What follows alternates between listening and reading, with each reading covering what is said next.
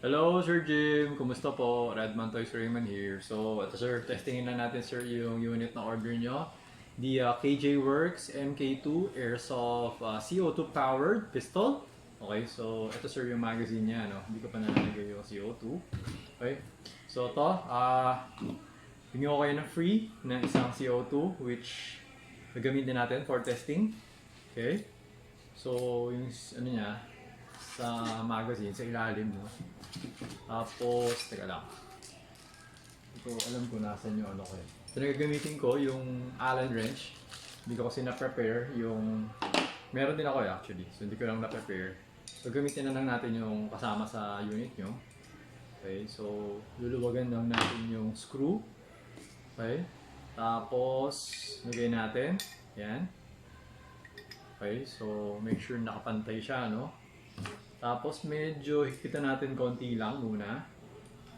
Para mamaya bibiglain natin. Yun ginagawa ko eh. Yan. Okay. So medyo may fit na. Pero wag mo muna i-ano kasi mabubutas yung cartridge eh. Tapos ganyan. Tapos ayun. Medyo mabagal yung nagawa ko kaya medyo marami lumabas. Okay, pero yun. So far okay na.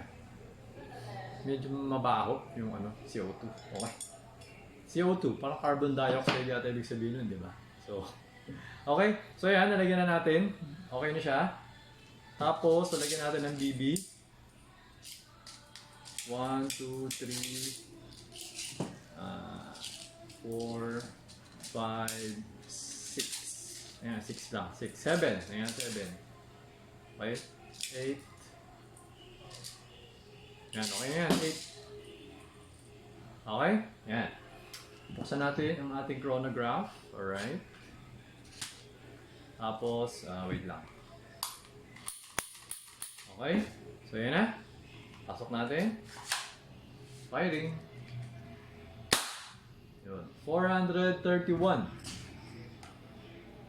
Okay. First shot. 433. Okay. Tapos 435. Okay. So ayan. So tutuloy na, babanggitin ko na lang, no? So 435.8, 431, 427.5, 425.5, 423. Okay, wala na. Yan, 423. Okay? So, yun Sir Jim. Okay na itong unit mo. Pupa ko na siya, papadala ko na siya sa inyo. Hindi ko naaalisin to muna.